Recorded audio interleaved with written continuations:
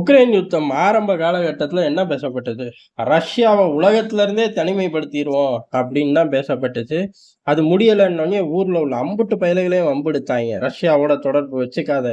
எல்லா வர்த்தக உறவையும் துண்டிச்சுக்க அப்படின்னு. ஆனா இப்ப நிலைமை அப்படியே தலைகீழா மாறி போச்சு. அமெரிக்கா ஐநாலேயே ரஷ்யாக்கு சப்போர்ட் பண்ண ஆரம்பிக்குது. உக்ரைன் யுத்தத்துக்கு கண்டனங்கள்லாம் ஒண்ணும் தெரிவிக்கல. எல்லா பேரும் நெஞ்ச பிடிச்சுட்டு உட்காந்துட்டாய்ங்க. அட பாவி! ஐநாக்குள்ள எல்லாரையும் கூட்டிட்டு வந்து விட்டதே நீதானடா! எங்கள பூரா விட்டுட்டு இப்ப நீ ஓடி போயிட்டியேடா! அப்படின்னு. இப்ப தெரியுதா? இந்தியா எவ்வளவு காலம் ஸ்மார்ட்டா ப்ளே பண்ணுச்சு அப்படின்னு. அமெரிக்காவ நம்பி எங்க போனாலும் சரி, அவன் நடு ஆத்துலலாம் விடமாட்டான். அவன் வேலை நடு ஆத்துல முடியுதோ, இல்ல அந்த அக்கரையில முடியுதோ, வேலை முடிஞ்சோனே நம்மகிட்ட சொல்லாம கூட ஓடி போயிருவான். அதான் அவன்ட்ட உள்ள ஒரே பழக்கம். அது ஐரோப்பா எத்தன தடவ பட்டாலும் திருந்தாது. இப்ப ரஷ்யா விவகாரத்திலயும் அதத்தான் அனுபவிச்சுக்கிட்டு இருக்கு. இப்ப ஐரோப்பாவுக்கு அடுத்த பிரச்சனை வந்துருச்சு. என்ன அப்புட்ன்னா, ட்ரம்ப் எல்லா பக்கமும் சுத்துற டாரிஃப் வேற ஐரோப்பாவுக்குள்ளயும் தான் கொண்டு போறாரு. ஐரோப்பா அதுலருந்து தப்பிச்சுக்க இப்ப போராடிக்கிட்டு இருக்கு. மேக்ரான் நேரடியா அமெரிக்கா போனார். பல விஷயங்கள் பேசினார். உக்ரைன் யுத்தம் அது இதுன்னு எல்லாம் நடந்தாலும், அதுக்கப்புறம் அதாவது ட்ரம்ப்ப பார்த்துட்டு வந்துட்டு அமெரிக்க ஏஜென்சிகளுக்கே சொல்லும்போது என்ன சொல்றாரு அப்படின்னா, ஆட்டோமேட்டிக்கா ட்ரம்ப்போட ட்ரேட் வார் அப்படிங்கிறது ஒரே காலகட்டத்துல சீனா, ஐரோப்பான்னு 2 பகுதிகள்ல வச்சுக்க முடியாது. வச்சுக்கிறது நல்லதில்ல அப்படின்னு சொல்லி முடிச்சுட்டாரு. இங்க தான் அவனுங்களோட வீரமே இருக்கு. நேரடியா ஐரோப்பால ட்ரேட் வார் வச்சுக்கிறதுக்கு என்ன இருக்கு? பேசி தீர்த்துக்கலாம் அப்படின்னு சொல்லி போயிருக்கலாம். எப்ப பார்த்தாலும் எவனையாச்சும் முன்னாடி, சைடுல, பின்னாடி எங்கிட்டாச்சும் நிறுத்தாட்டி இவனுங்களுக்கு தூக்கம் வராது. மேக்ரான் அவர்கள் இந்தியாவுக்கு நண்பர் தான். பிரான்சும் இந்தியாவுக்கு நண்பன் தான். இருந்தாலும் இவர்கள் பூரா ஒரு திசைக்கு தான் போவார்கள். ரஷ்யாவை காட்டி சீனாவுக்கு போறது, சீனாவை காட்டி ரஷ்யாவுக்கு போறது, அமெரிக்காவை காட்டி சீனாவுக்கு போறது, இவன் இல்லாட்டி அவன், அவன் இல்லாட்டி இவன், இப்படி ஓடி கரை சேர முடியாது. ஏன் அப்படின்னா இவர்கள் ஓடக்கூடிய எல்லா திசைகளும் வில்லனுங்க தானே. ஓடுற நம்மால ஐரோப்பாவும் வில்லனுங்க தானே. அப்ப அவன் எப்படி உள்ள விடுவான்? இந்த மாதிரி 1000 விஷயங்கள் இருக்கு. இருந்தாலும் அமெரிக்கால மேக்ரான் அவர்கள் இதைத்தான் பண்ணியிருக்காரு. இந்த ட்ரேட் வார்ல இருந்து தப்பிச்சுக்க தான் மனுஷன் போராடுறாரு. ஆனா ஓரளவுக்கு உண்மையா போராடுறாரு.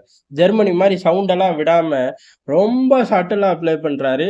அமெரிக்கா கால்ல பொத்துன்னு விழுகல. அதே சமயம் அமெரிக்காவை டக்குன்னு எதிர்க்கல. 2மே இல்லாம அப்படியே நிக்கிறாரு. இங்க சண்டை நடக்குதா? ஆமால்ல. அமெரிக்கா என்ன பேசுற நீனு? சரி, சரி. பேசு, பேசு. பேசுவோம், பேசிக்குவோம். நான் இல்லைன்னா என்ன? எனக்கு பதிலா தான் நீ பேச்சுவார்த்தையில இருக்கேல்ல. அப்படிங்கிற மாரி மேக்ரான் கடந்து போறாரு. ஜெர்மனி மட்டும் தான் சவுண்ட் விட்டுக்கிட்டு இருக்கு. நம்மள விட்டுட்டு போயிட்டாய்ங்க.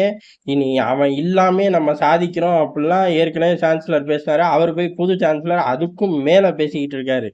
நேட்டோவே தேவையில்லடா. 5% உன்ட்ட குடுக்குறக்கு 5% நானே என் ராணுவத்துக்கு போட்டுக்கிறேன். 1ஆம் உலகப் போர், 2ஆம் உலகப் போர் 2ஓட கதாநாயகன்டா நானு.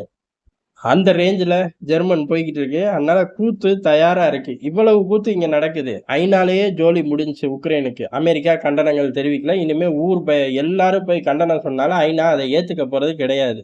முந்தி மட்டும் ஏத்துக்கிட்டு கிழிச்சுச்சா அப்படின்னு கேட்டா இல்ல. ரஷ்யாவுக்கும் வீட்டோ இருக்கு. அதனால ஒண்ணும் கிழிக்க முடியல. ஆனா ஐநால நிறைவேறுச்சு அப்படின்னு உலகம் பூரா போஸ்ட் ஒட்ட முடிஞ்சுச்சு. இப்ப அண்ணன் அமெரிக்காவும் அங்க இருந்து கலண்டப்ப போஸ்ட் கூட ஒட்ட முடியாது. இவ்வளவு மோசமான நிலைமையில ஜெலன்ஸ்கிக்கு உண்மையிலேயே உற்ற நண்பர்கள் நாங்க தான். ஜெலன்ஸ்கி செய்யறத பூரா நாங்களும் செய்வோம். இல்ல நாங்க செய்யறதத்தான் ஜெலன்ஸ்கி செஞ்சார் அப்படிங்கிற மாரி நிரூபிக்கிற மாரி ஐரோப்பிய தலைவர்கள் ரவுண்ட் அடித்தார்கள். தலைநகர் கீவுக்கு. இங்க இவ்வளவு அக்கப்போர் நடக்குது. அமெரிக்காவை வழிக்கு கொண்டு வர முடியல. அமெரிக்கா போற பாதைக்குள்ள நுழையவும் முடியல ஐரோப்பாவால. 2மே இல்ல. யுத்தத்த நிறுத்தவும் முடியல. யுத்தத்த நடத்தவும் முடியல. ஆனா தலைநகர் கீவுக்கு விசிட் அடிக்கிறாய்ங்க. என்னடா இது ஜெலன்ஸ்கியோட போட்டோ ஷூட்டே தோத்து போற அளவுக்கு நீங்க ஒரு போட்டோ ஷூட் நடத்துறீங்களேடான்னா, வந்துட்டு போன அடுத்த செகண்ட் தலைநகரை பறக்க விட்டாங்க ரஷ்ய படைகள். பெரிய அளவு தாக்குதல். இதுவரை இல்லாத அளவு தாக்குதல். எங்கெல்லாம் இதுவரை நம்ம தாக்கலையோ, அங்க பூரா தாக்கு. கிளச்சு போடு தலைநகர் கிவ்வ அப்படிங்கிற மாரி பெரிய அளவு தாக்குதல். இதுல வான்வெளி தாக்குதல் 2 விதமா நடத்தியிருக்கார்கள். ஒண்ணு ஃபைட்டர் ஜெட் மூலியமாவும் நடத்தியிருக்கார்கள். அடுத்து மிசைல்கள், ஆளில்லா விமானத்தை பெருசா ஈடுபடுத்தல. இப்போதான் ஒரு கேள்வி வரும். ஏர் டிஃபென்ஸ் சிஸ்டம் எங்கடா அப்படின்னு. ஏர் டிஃபென்ஸ் சிஸ்டம்னு ஒண்ணு இல்லவே இல்லையாட்டுக்கு. அமெரிக்காவோட ஏர் டிஃபென்ஸ் சிஸ்டம் தானே இருக்காது. ஐரோப்பா என்ன பண்ணுது? இப்பதானே ரவுண்ட் அடிச்சுட்டு போனாய்ங்க. பின்னாடியே குண்டு விழுகும்போது என்ன சொல்லுவாங்க? உக்ரைனுக்கு நாங்க இருக்கோம் 10 டசன் ஏர் டிஃபென்ஸ் சிஸ்டத்தை உள்ள அனுப்புறோம் பார் அப்படின்னு அறிக்கை வரும். சிஸ்டம் வராது. அது வேற கதை. ஆனா அறிக்கையாச்சும் வரும். இப்ப அந்த அறிக்கை கூட வரல. என்ன நான் போயிட்டு வந்தப்ப குண்டு போட்டானா? நல்ல வேளை நான் இருக்கும்போது போடாம விட்டானே அப்படின்னு மனசுக்குள்ள பேசிக்கிட்டு இருப்பார்கள். உக்ரைன் யுத்தத்துல இதுவரையும் பலியாடு அப்படிங்கிறது ஜெலன்ஸ்கி, உக்ரைன் மக்கள், ஐரோப்பா வந்து அடுத்த கேட்டகிரின்னு வச்சோம். இல்ல நீ இந்த கேட்டகிரில வந்து நில்லு அப்படின்னு அமெரிக்காவும், ரஷ்யாவும் வச்சு செய்ய ஆரம்பிச்சுட்டார்கள் அப்படிங்கிறது தான் எதார்த்தமான உண்மை. நன்றி, வணக்கம்.